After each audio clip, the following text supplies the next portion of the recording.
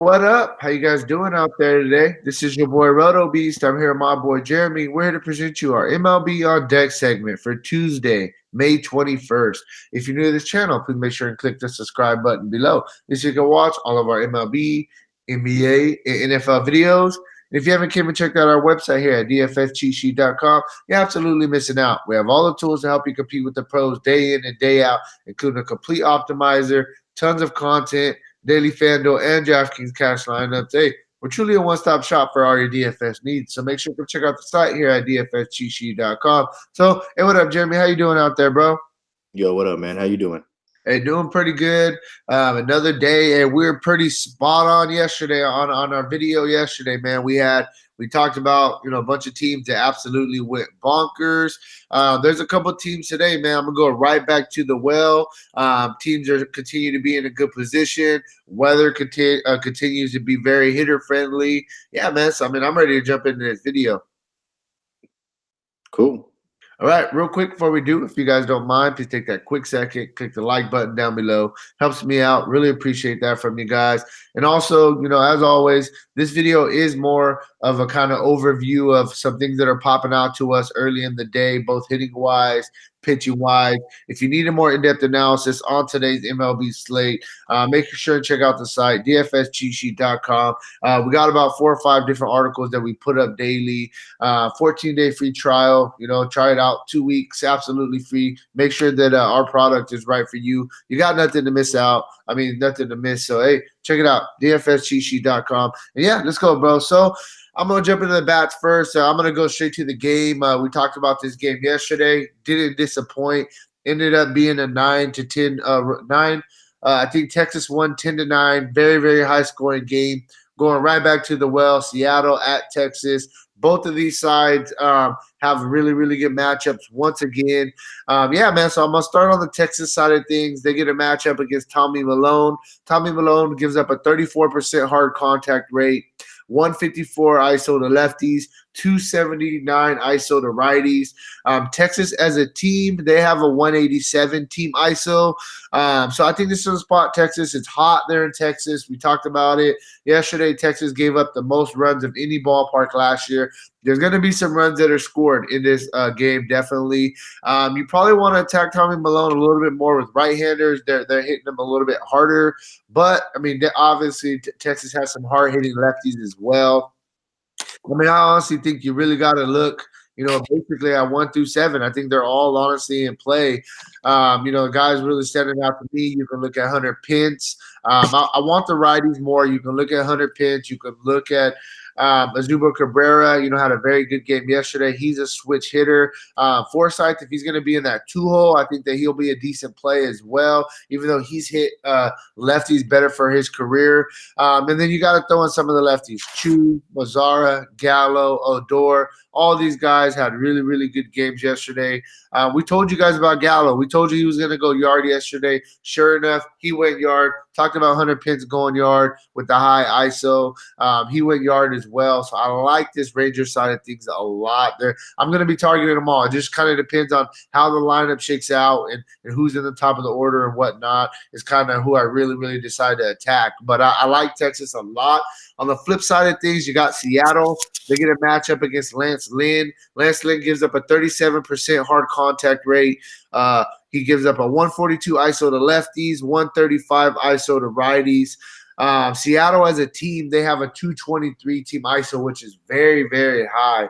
I think a bunch of these guys are in play as well. Some guys standing out. Haniger, Encarnacion, Vogelback is in play. Domingo Santana's having a really, really good season. Those are probably the 4 guys I'm really going to kind of look at to stack. But you can still throw in Dean Gordon. You could throw in a Jay Bruce. He's just kind of been up and down on the year. Maybe even a Ryan Healy.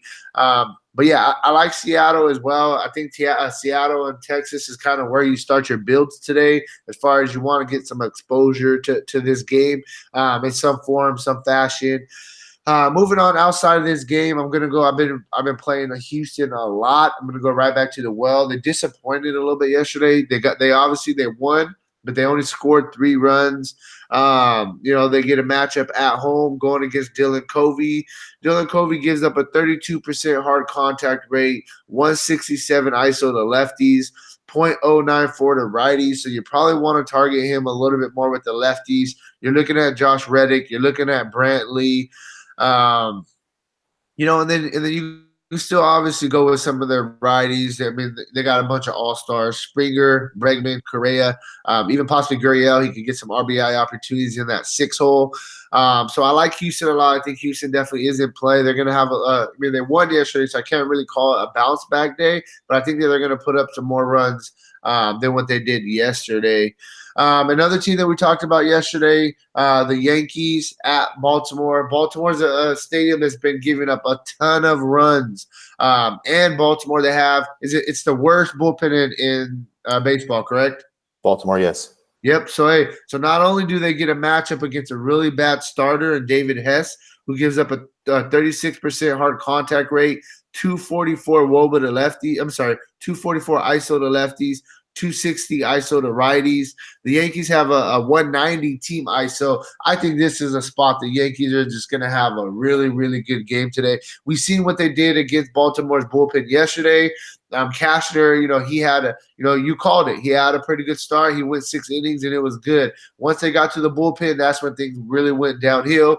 Matchup against David Hess, I don't think he's a very good pitcher. I like the Yankees a lot today. I mean, I'm going to be looking at a bunch of them. I just kind of have to wait and see how the lineup shakes out so I can kind of defer who I'm really going to be targeting. Me personally, for GPPs, I mean, you can target, guys 7, 8, 9 hole and kind of have the wraparound. But when we're talking about cash games, I like to target people more in the top 6. That's just kind of my personal thing for cash, not GPP. Obviously, when you play GPPs, it's a lot different. So it's kind of a lineup thing. I got to see who's in the top, who's in the bottom, and kind of make my decision. But I definitely think the Yankees are in a really, really good spot today to have a good game in Baltimore against David Hess. Final team I'm going to quickly talk about. I'm going to talk about St. Louis Cardinals.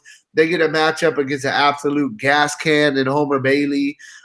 He gives up a 43% hard contact rate, 235 ISO to lefties, 169 ISO to righties.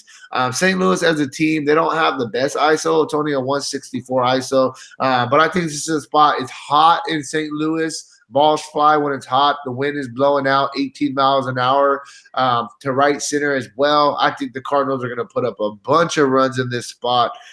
Going against Homer Bailey. Guys really standing out to me. You got to look at Carpenter, Goldsmith, their best 2 players on their team.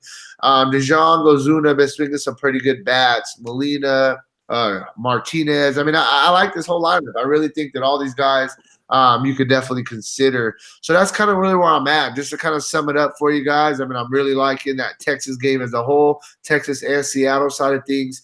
Houston Yankees are in really good spots, and I'm really liking St. Louis going against Homer Bailey at home in a very, very, very good hitting conditions on today's slate. So, I mean, that's really where I'm at with Matt. If you got any other opinions or you want to kind of just jump into pitching, feel free, bro. Yeah, I would today. I would throw caution to the wind with Seattle. Okay. I'll back it up with 2 things. Mike Minor pitched yesterday. I believe he led the slate, was a top pitcher on the slate. Seattle put up all of their runs. They got 2 runs in the 6th. Mike Minor was done. They brought Shelby Miller in. Shelby Miller has been a starter all year that we've targeted against. They're trying Shelby Miller out like a last-ditch effort with Shelby Miller to see if he can be effective out of the bullpen. He was effective for 1 inning. In the 2nd inning, they put up a 4 spot, I believe, which made it a 10-6 game. And then Vogelbach hit a 3-run bomb in the top of the 9th off their bullpen. Their bullpen's bad. It's been bad. We've targeted Texas pitching every which way except for really when Mike Minor's been on the hill. Lance Lynn is the only other guy on the staff who has quality starts, and he has 5. He's already had 1 start against Seattle where he struck out 9 and put up 55 fantasy points. Lance Lynn is having a complete different year than what we're used to Lance Lynn doing. And I would caution the use of Seattle. I think Seattle can definitely put up some runs today. I just don't know if I would put them in the same class as Texas. Texas is going to face Tommy Milone. Tommy Malone has been in AAA where he's gone 4-2. He's pitched 49 in the third innings in AAA, striking out 43. We know Tommy Malone hasn't been a good pitcher ever. When you break Tommy Malone down, you look at what he's throwing, what his pitch mix is. He hasn't changed his pitch mix. And in fact, we're talking about a guy who used to throw, 3 years ago, he used to throw 91. Now he's throwing 86 miles per hour with the four-seam fastball. So that's not going to go real well. When you have a starter, a tired bullpen, and, Seattle's struggling as a team.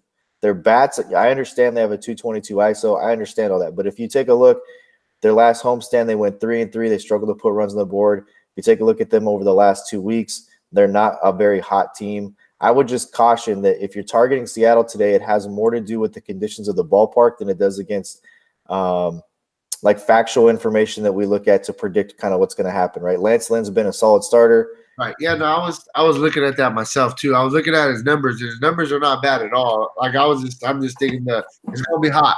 Get a hold of it's definitely going to be hot, and you're talking about a guy whose primary pitch is a four-seam fastball, and he throws it with velocity. So definitely Seattle isn't – I mean, I'm not saying don't play Seattle. That's not what I'm saying. Texas is the main target in that game. Right. So yesterday I said kind of the same thing about the Yankees, right? I said the Yankees, they're probably like 5th, 6th, 7th, 8th. They deserve to be in consideration. And the main reason that I felt the Yankees were in consideration yesterday had nothing to do with Andrew Cashner. It had everything to do with Baltimore's the second worst bullpen in baseball. I said, don't be surprised if Cashner goes out and throws a quality start. He gave up 3 runs through 6 and threw up a quality start. The Yankees got all of their runs in the 8th and 9th inning. So I also said I believe that Gary Sanchez was the best play. If you're going to play the Yankees, play Gary Sanchez as a one-off, and he was, I'm pretty sure, the best play outside of Gleyber Torres.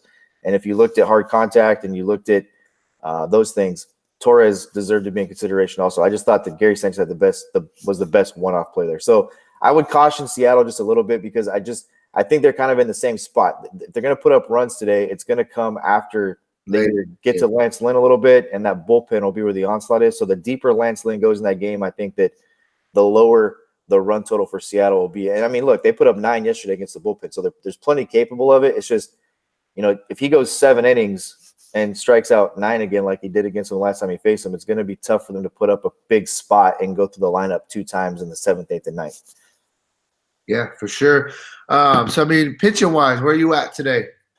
Yeah, I mean, look, I think that you got to start the slate off with Domingo Germán. He's 8-1. I'm not sure how many people realize Germán is 8-1. There's literally almost identical upside with him and Verlander, and then when you start to average it out based off price, you're going to get a nice discount with Domingo Germán with his 9.3 Ks per 9 as opposed at 10,000 as opposed to Verlander at 12,000 with 10.77 Ks per 9. Both of them are in good spots. But Domingo Germán, to me, is the guy that I think deserves to be in consideration for the top pitching option on the slate. You've got Chris Archer back today. Chris Archer's a guy that I've kind of targeted all year. There's some good spots for pitching, but I think that there's some good spots to be on the other side of a matchup.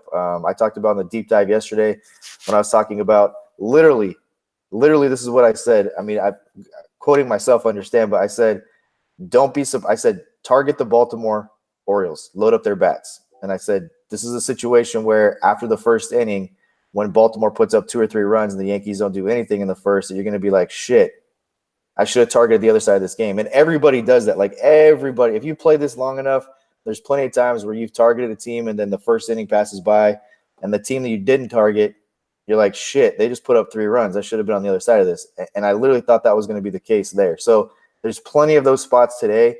I think people will be all over St. Louis against Homer Bailey. Michael Wacha is not a very good pitcher either. He is 3-1 this season, but Wacha's not been great. And I have loved the bats of Kansas City this year. They're slumping a little bit right now, but if you look at their hard contact rate over the last 3 weeks, I think it's a really good spot as well. So there's plenty of matchups that you can be contrarian with on this slate and be like perhaps on the other side of it. But there's, Zach Eflin, we've talked about him before. He's on this slate. Kershaw, this guy, Clayton Kershaw, I don't think is getting enough consideration for what he's doing. He has like a 120 batting average against his curveball. So his curveball has been really good. He's not throwing 94, 95 like he used to. He's throwing 91, 92, but he's still got plenty of upside. I just think that your clear cut number one pitcher today is Domingo Germán. Yeah, no, I definitely think that there's some options. Herman, good spot. Baltimore. The only thing about Herman, I just don't like the Baltimore the stadium. We're talking about giving up a bunch of runs there, but I get you though for sure. The guys been pitching very well. When we talk about Baltimore, right, it's important to look at what their splits are as a team against left-handed pitching and against right-handed pitching, and it's also important to look at things from a bullpen standpoint, right? If you're down in a game 7-2, right, or 7-1, or even 7-3, like it was after the sixth, you're not if you're on the losing side of that, you're not bringing in the front half of your bullpen. You're bringing in the back half of your bullpen, and you're hoping that your offense can get some runs on the board and you can steal one. You're not bringing in your best pitchers when you're down by 5, 6, 7 runs.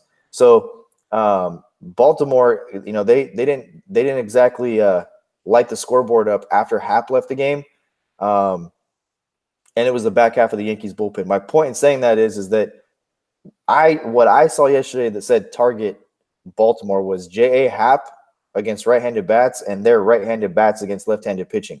They're facing a righty today, and it's a little bit different situation. For sure. So, hey, man, if you guys want a more in-depth analysis on today's slate, Jeremy will be having up his deep dive article where he really digs into today's slate. Podcast. I'm sorry?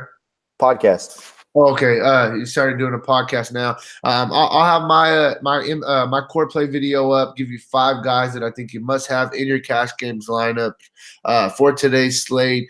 We got a bunch of other stuff, so make sure to check it out. DFSCheatSheet.com.